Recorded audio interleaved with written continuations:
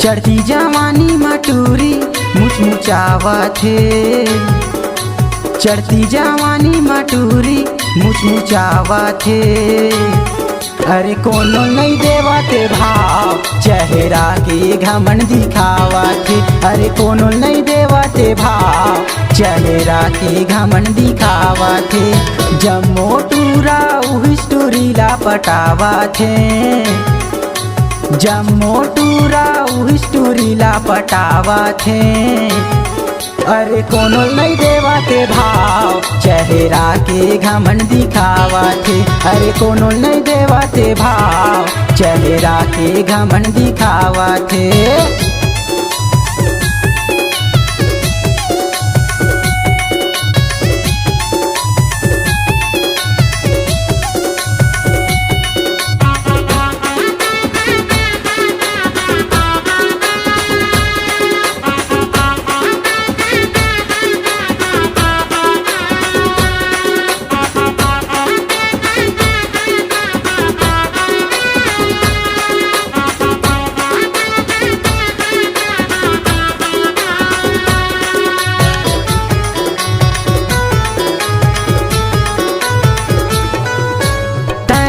गोरी दिखत हस तगड़ा हमर जगह काबर करत हस लफड़ा। चढ़ती जवानी मा कर झन झगड़ा चेहरा के काबर दिखावत हस नखरा।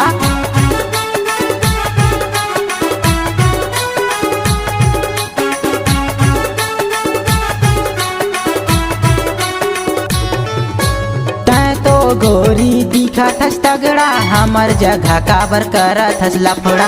चढ़ती जवानी मा कर झन झगड़ा चेहरा के काबर दिखावत हस नखरा। का चाहते तेन कुछू समझ नहीं आवते। का चाहते तेन कुछू समझ नहीं आवते।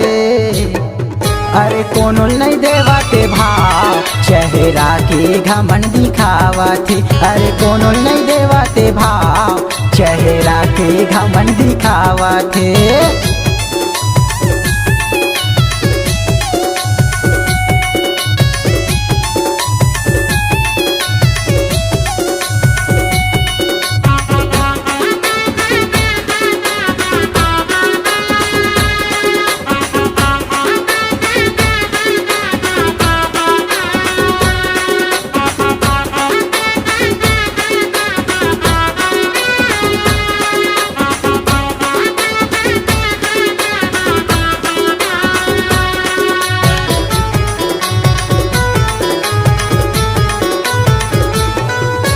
एकर जवानी में कुछ तो बात है दिखे मटूरी गजब बम फाट है। बोला कैसे ये सहेली के साथ है चुड़िया ले देख के भारी मुचमुचात है।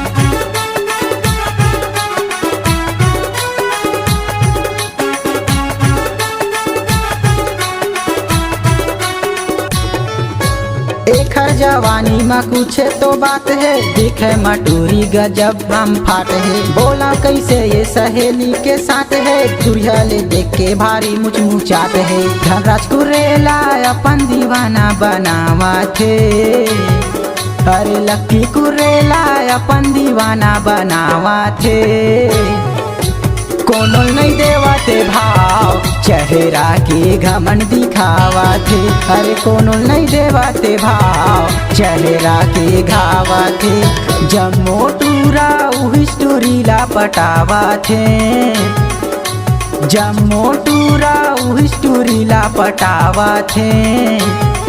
अरे कोनो नहीं देवते भाव चेहरा के घमंड दिखावत हे। अरे कोनो नहीं देवते भाव चेहरा के घमंड दिखावत हे। अरे कोनो नहीं देवते भाव चेहरा के घमंड दिखावत हे। अरे कोनो नहीं देवते भाव चेहरा के घमंड दिखावत हे।